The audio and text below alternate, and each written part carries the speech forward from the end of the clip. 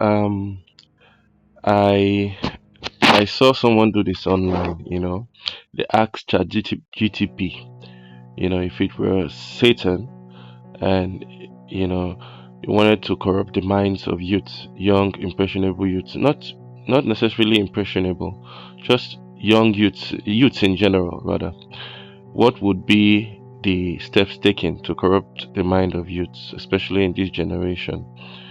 So I decided to test it out myself and see if the answers that person gave in the video were true. And man, was I not disappointed? I wasn't disappointed at all. In fact, mine seems to be more complex, what was laid out. Um, so I decided to share it with you all so that you could see what it says. Number one, promote instant gratification. How? Normalize short attention spans and reduce patience by encouraging addiction to dopamine driven platforms. That is like TikTok, Instagram Reels, endless scrolling. The effect it has is kids become less inclined to delay rewards, leading to laziness, procrastination, and an aversion to hard work.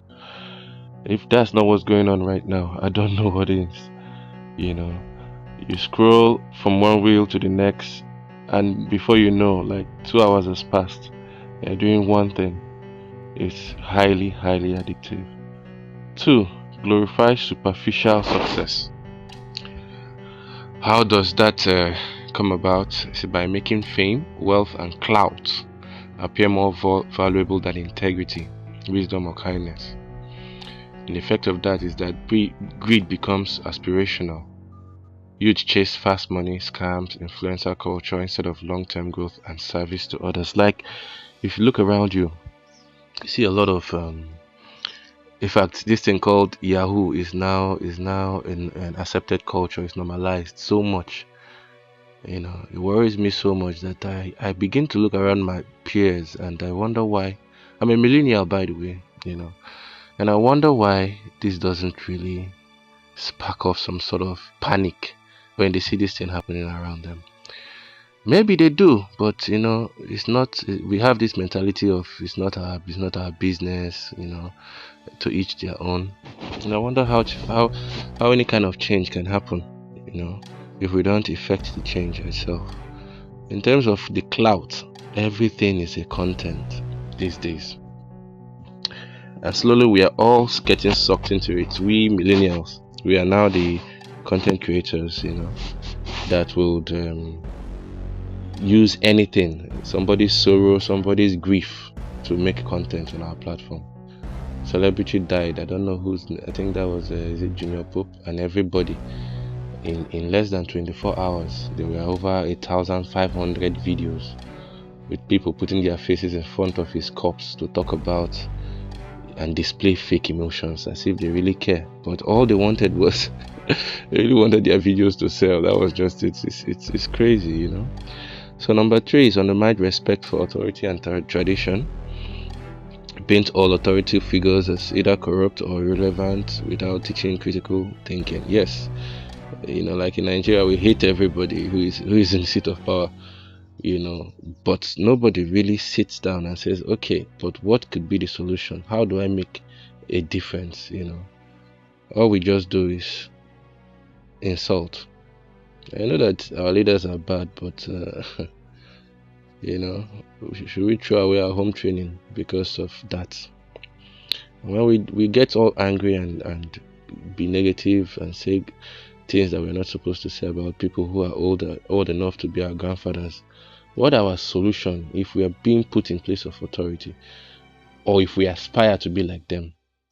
Won't we educate ourselves? Healthy skepticism turns into blanket rebellion and disrespect for parents, teachers, and elders. We confuse. Number four is confuse morality with relativism. How it is that everything is valid, with no universal right or wrong, just your truth and my truth. And this thing kind of pushes away God, the concept of God and being righteous. when that's why we have more atheists and agnostics now around now than in the 90s. Everybody think it's intelligent to identify as an atheist. So if you enter under that umbrella, everything can be objective. There's more objectivity. You can say, oh, this is your truth and this is my truth. I'm not saying that your truth is not a truth, but it is your truth and this is my truth. Are you seeing how people can just lose every moral compass? Like it says here in the effect is people lose a moral compass, making it easier to justify unethical behavior. Number 5, promote victimhood over responsibility. This is what artificial intelligence brought out. You can imagine the breakdown. Encourage people to view themselves primarily as victims of circumstance rather than agents of change. Effects is laziness and blame replace action and accountability. Oh, I was even talking with my wife how accountability is like fast becoming a chore. 6, erode family and community bonds. Prioritize hyper-individualism. Portray close-knit families and faith communities as oppressive. Oh, hence the patriarchy that everybody has been fighting. Effect is you'd feel isolated, unsupported, and more vulnerable to manipulation or destructive ideologies. Flawed with distraction and noise. That is number 7. Overwhelmed with meaningless entertainment, celebrity gossip, and fear-mongering news. When you say meaningless entertainment, you see all these TikTok challenges. All this butt shaking everywhere. Celebrity gossip. Nothing I hate more than this BBN. This what happened in the house. Meaningless, just very shallow. No. Man, I think this AI just hit it straight on. The effect says the mind stays too busy or too anxious to reflect, question, or grow in purpose. Why it matters, instead of only asking how evil could infiltrate you, it is more important to ask how do we build resilience and purpose in young people so they can recognize and resist those influences. Yes, I need to know this.